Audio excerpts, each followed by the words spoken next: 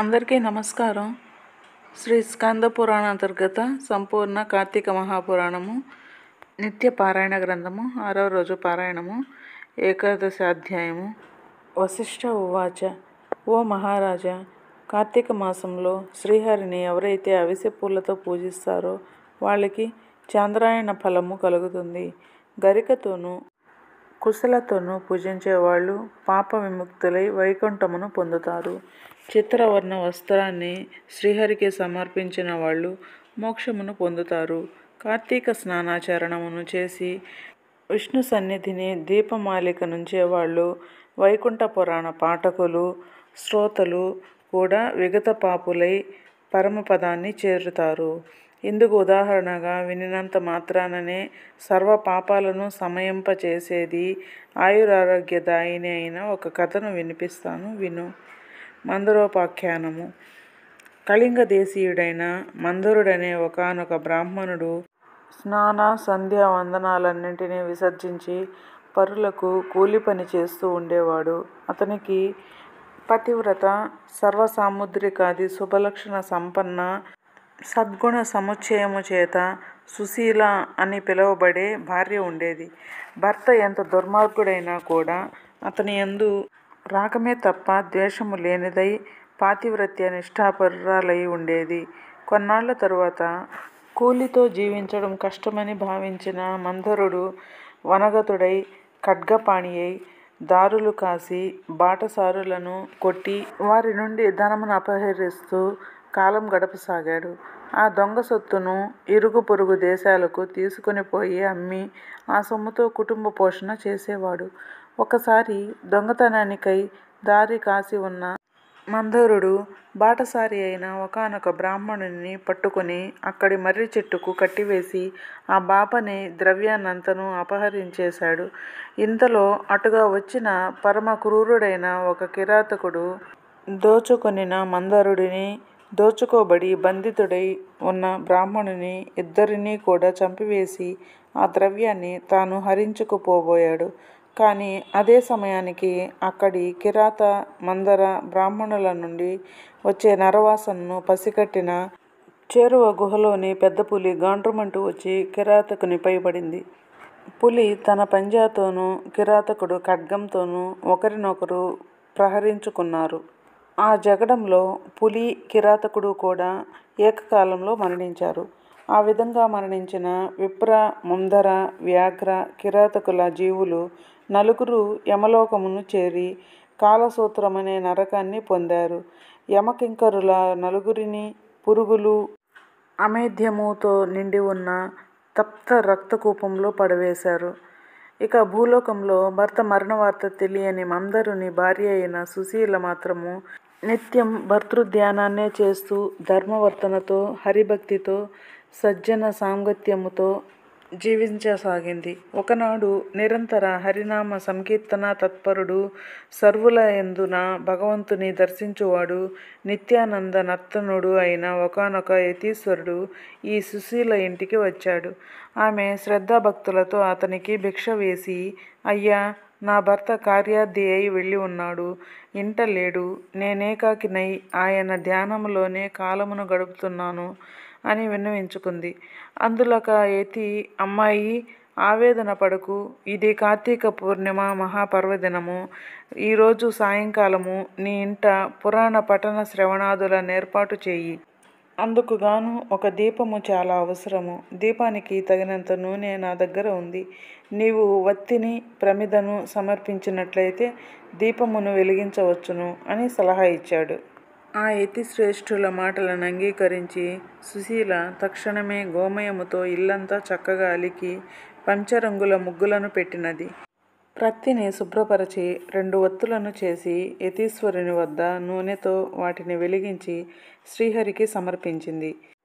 యతి ఆ దీప సహితముగా విష్ణువును పూజించి మనశ్శుద్ధి కోసం పురాణ పఠనమును ఆరంభించాడు. సుశీల పరిసరాల ఇండ్లకు వెళ్ళి వారందరినీ పురాణ శ్రవణానికి ఆహ్వానించినది. అందరి నడుమ తాను కూడా ఏకాగ్ర చిత్తయై ఆ పురాణాన్ని వింది. అనంతరము ఆమెకు శుభాశీస్సులను అందించి యతీశ్వరుడు వెళ్ళిపోయాడు. నిరంతర హరిసేవమును వలన క్రమక్రమముగా ఆమె జ్ఞాని అయి తదుపరిని కాలధర్మమును చెందినది.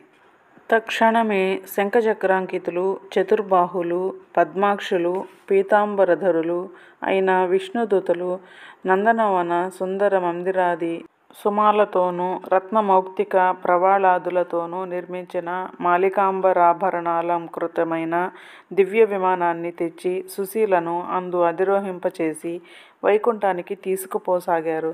అందులో వెళుతున్న సుశీల మార్గమధ్యములోని నరకములో మరి 3 జీవులతో కలిసి బాధలు పడుతున్న తన భర్తను గుర్తించి విమానాన్ని ఆపించి తత్కారణమేమిటో తెలుపవలసిందిగా విష్ణు పార్షదులను కోరింది. అందుకు వారు, అమ్మా, నీ భర్తయైన ఆ మందరుడు విప్రకుల సంజాతుడైనప్పటికీ కూడా వేదాచారాలను విసర్జించి కూలి అయి మరికొన్నాళ్ళు దొంగయై దుర్మార్గ ప్రవచనాల వలన ఇలా నరకాన్ని అనుభవిస్తున్నాడు. అతనితో బాటే ఉన్న మరొక బ్రాహ్మణుడు మిత్రద్రోహి మిత్రుడొకడిని చంపి అతని ధనముతో పరదేశాలకు పారిపోతూ నీ భర్త చేత బంధితుడయ్యాడు. అతగాడి పాపాలకు గాను అతడు నరకము పొందాడు. 3వవాడు కిరాతకుడు బంధితుడైన ఆ బ్రాహ్మణుని నీ భర్తను కూడా చంపివేసి పాపానికి గాను ఇతడు నరకమును చేరవలసి వచ్చింది. ఇక 4వ జీవి ఒక పులి. ఆ పులి అంతఃపూర్వజన్మలో ద్రావిడ బ్రాహ్మణుడై ఉండి ద్వాదశి నాడు భక్ష్య విచక్షణ రహితుడై ఆచరించిన తైలాదిక భోజనాదుల వలన నరకమును పొంది పులిగా పుట్టి ఈ కిరాతకుని తోడి జగడములో అతనితో బాటే నరకాన్ని చేరాడు. ఈ 4 నరకయాతనలకు కారణాలివే తల్లి అని చెప్పారు. ఆ మీదట సుశీల విష్ణుదూతలను చూసి ఏ పుణ్యము చేసినట్లయితే వాళ్ళక నరకము తప్పుతుందో చెప్పండని కోరగా వైష్ణవులు కార్తీక మాసంలో నీ చేత ఆచరించబడిన పురాణ శ్రవణ ఫలితాన్ని ధారపోయడం వలన నీ భర్త పురాణ శ్రవణార్థమై నువ్వు ఇంటింటికి వెళ్ళి ప్రజలను పిలిచిన పుణ్యమును ధారపోయడం వలన మిత్రద్రోహి అయిన ఆ బ్రాహ్మణుడు ఆ పురాణ శ్రవణార్థమై నువ్వు సమర్పించిన 2 వత్తుల పుణ్యమును చెరిసగముగా ధారపోయడం వలన కిరాత వ్యాఘ్రాలు నరకము నుంచి ముక్తిని పొందుతారు అని పలికారు. అలా వాళ్ళు చెప్పినదే తడవుగా ఆ సుశీల ఆయా విధాలుగా తన పుణ్యాలను వారికి ధారపోయడముతో ఆ 4 నరకము నుండి విముక్తులై దివ్య విమానారూఢులై సుశీలను వివిధ విధాలుగా ప్రశంసిస్తూ మహాజ్ఞానులు పొందే ముక్తి పదానికై తీసుకుపోబడ్డారు. కాబట్టి ఓ జనక మహారాజా, కార్తీక మాసంలో చేసే పురాణ శ్రవణము వలన హరిలోకమును తప్పనిసరిగా పొందుతారని తెలుసుకో. 11వ అధ్యాయం సమాప్తము. 12వ అధ్యాయము వశిష్ఠ ప్రవచనము. పునః వశిష్ఠుడు జనకునికిలా చెప్పసాగాడు. ఓ రాజా, కార్తీక మాసంలో వచ్చే సోమవార మహాత్మ్యమును విని ఉన్నావు. ఆ కార్తీక సోమవారము ఎంత ఫలాన్నిస్తుందో అంతకంటే కార్తీక శనిత్రయోదశి 100 రెట్లు, కార్తీక పూర్ణిమ 1000 రెట్లు, శుక్ల పాడ్యమి 1,00,000 రెట్లు, శుక్ల ఏకాదశి 1,000,000 రెట్లు, ద్వాదశి లెక్కలేనంత అనంతమైన ఫలాలను అదనముగా ప్రసాదిస్తాయి. మోహము చేతనైనా సరే శుక్ల ఏకాదశి నాడు ఉపవసించి మరునాడు ద్వాదశి రోజున బ్రాహ్మణయుక్తులై పారాయణ చేసేవాళ్ళు సాయుజ్య మోక్షాన్ని పొందుతారు. ఈ కార్తీక శుద్ధ ద్వాదశి నాడు అన్నదానమును చేసిన వారికి సమస్త సంపదలు అభివృద్ధి చెందుతాయి.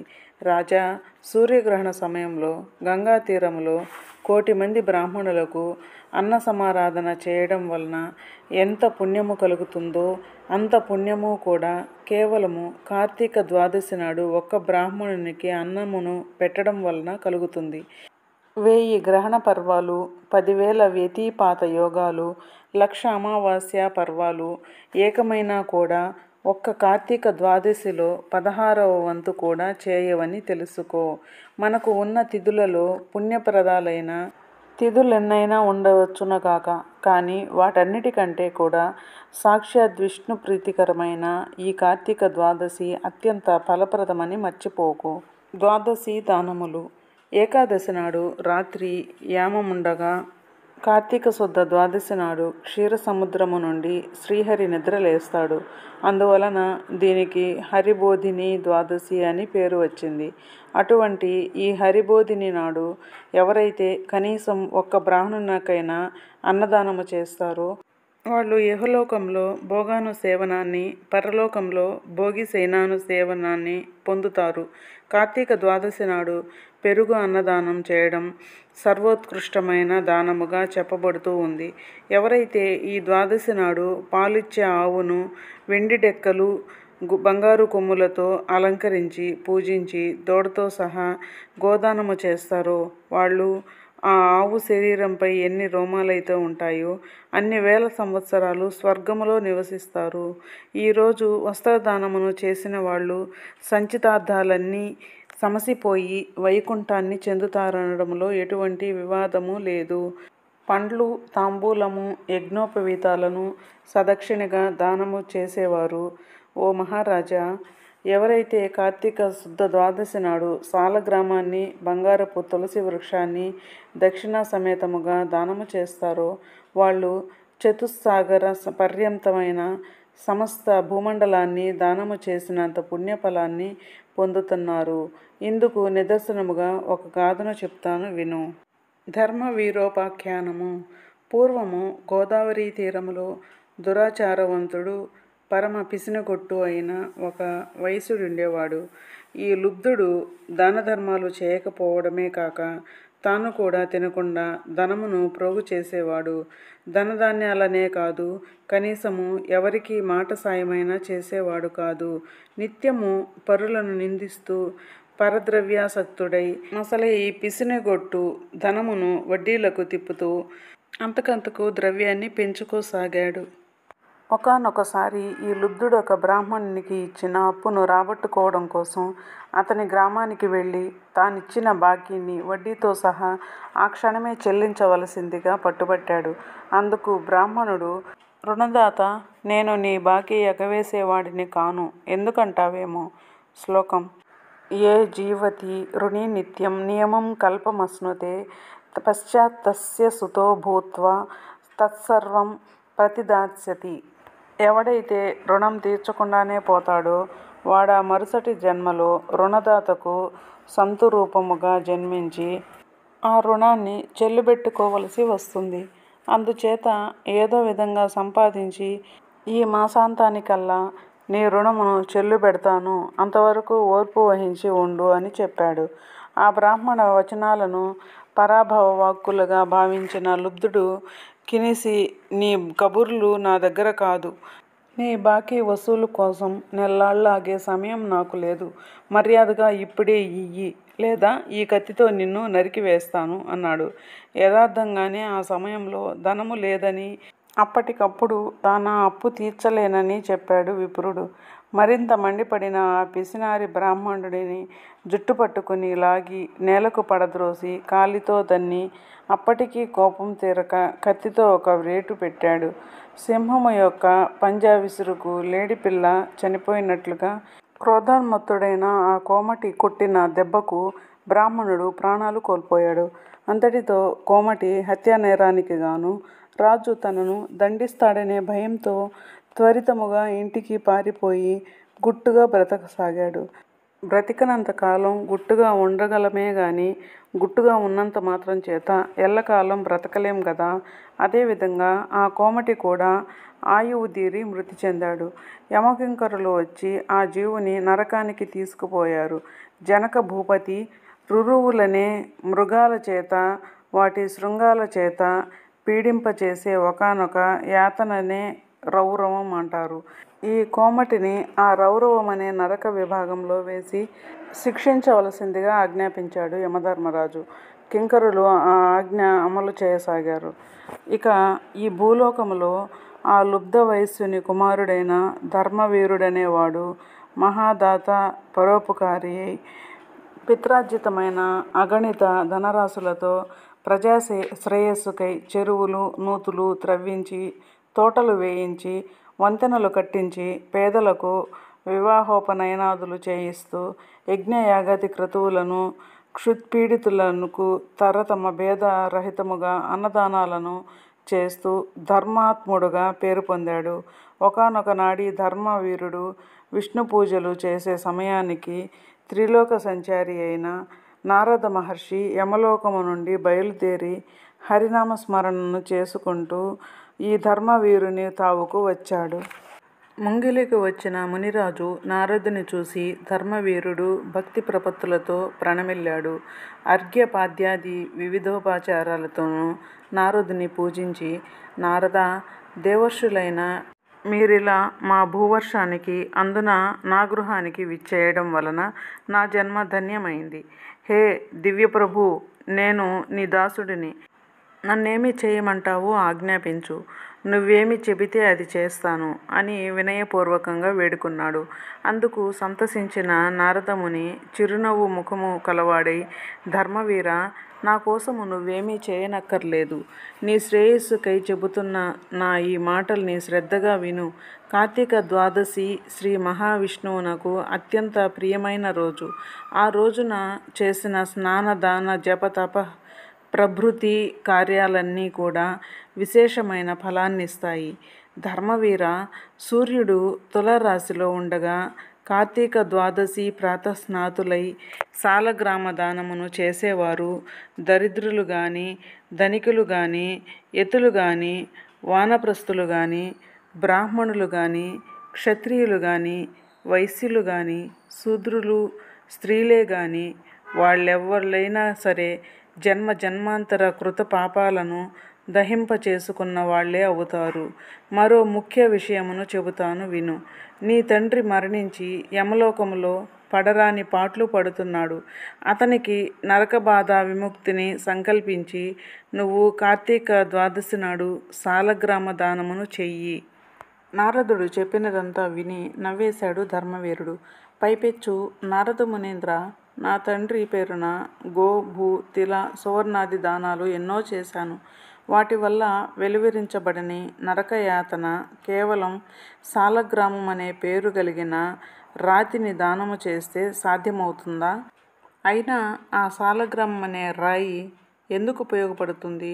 తినడానికా పనికిరాదు, అలంకారానిక నవరత్నాలలోనిది కాదు. ఏ రకంగానూ ఎవరికి కూడా పనికిరాని దానిని నేనెందుకు దానము చేయాలి? రాతి దాతకు కీర్తి ఉండదు. ఆ దానమును పట్టిన వానికి సుఖము ఉండదు. కాబట్టి ఆ సాలగ్రామ దానమును నేను చెయ్యను అన్నాడు. నారదుడెంత అన్యాయంగా చెప్పినా కూడా ధర్మవీరుడు తన మూర్ఖత్వాన్ని వదలనూ లేదు, సాలగ్రామ దానానికి అంగీకరించనూ లేదు. అంతటితో నారదుడు అంతర్హితుడైపోయాడు. మరికొంతకాలానికి ధర్మవీరుడు మరణించాడు. గౌరవనీయులు, సర్వహితాత్ములు అయిన పెద్దల మాటలను పాటించని పాపానికి సాలగ్రామ దానమును చేయకపోవడం వలన నరకగతుడై అనంతరము 3 మారులు పులిగాను, 3 సార్లు కోతిగాను, 5 సార్లు ఆబోతుగాను, 10 పర్యాయాలు స్త్రీగాను జన్మించి వైధవ్య పీడను పొందడం జరిగింది. పునః 11వ జన్మలో కూడా ఒకానొక యాచకునికి పుత్రికగా జన్మించవలసి వచ్చింది. పూర్వకర్మల వలన పెండ్లి కుమారుడు అనతి కాలంలోనే మరణించడంతో ఒక్కగానొక కూతురికి కలిగిన వైధవ్యానికి చింతించి ఆ యాచక బ్రాహ్మణుడు జ్ఞానదృష్టి చేత తన కూతురి పూర్వకర్మానుగత పాప ఫలాన్ని తెలుసుకున్నవాడై ఆ విషయాలన్నీ ఆమెకు సవిస్తరంగా చెప్పి కార్తీక సోమవారం నాడు వేదోక్త విధిగా జన్మ జన్మార్జిత పాపనాశకమైన సాలగ్రామ దానాన్ని చేయించాడు. ఆ పుణ్యఫలావాప్తి వలన మరణించిన పెండ్లి కొడుకు పునర్జీవితుడయ్యాడు. ఆ దంపతులు ఇహ జీవితాన్ని ధర్మ కామ సౌఖ్యాలతో గడిపి కాలాంతర స్వర్గమును చేరి పుణ్యఫలాలను భావాప్తులయ్యారు. తదుపరి ధర్మవీరుడు 23వ జన్మగా ఒక బ్రాహ్మణునింట శిశువుగా పుట్టి పూర్వజన్మలో చేసిన మహత్వపూర్వక సాలగ్రామ దాన విశేషము వలన జ్ఞానియై ప్రతివర్ష ప్రయుక్త కార్తీక సోమవారం పర్వదినాలలో సాలగ్రామ దానాన్ని ఆచరిస్తూ ఆ పుణ్యఫలముగా మోక్షప్రాప్తుడయ్యాడు. ఇతగాడి సాలగ్రామ దాన మహాపుణ్యఫలము వలన రౌరవగతుడైన ఇతని తండ్రి కూడా నరకము నుండి విముక్తుడయ్యాడు. కాబట్టి జనక మహారాజా, కార్తీక మాసంలో సాలగ్రామ దానము చేత విష్ణువు సంప్రీతుడై విశేష పుణ్యాన్ని కల్పిస్తాడని ధృవపరచుకో. ఎంతటి పాపానికైనా సరే కార్తీక మాసంలో సాలగ్రామ దానమును చేయడమే సర్వోత్తమమైన ప్రాయశ్చిత్తము. ఇంతకు మించిన ప్రాయశ్చిత్తము మరొకటి లేదు అనడంలో ఏమాత్రమూ అతిశయోక్తి లేదు. ఏవం శ్రీ స్కాంద పురాణాంతర్గత కార్తీక మహాత్మ్య ఏకాదశ ద్వాదశ అధ్యాయ 11, 12 అధ్యాయంలో 6వ రోజు పారాయణము సమాప్తము. ధన్యవాదములు.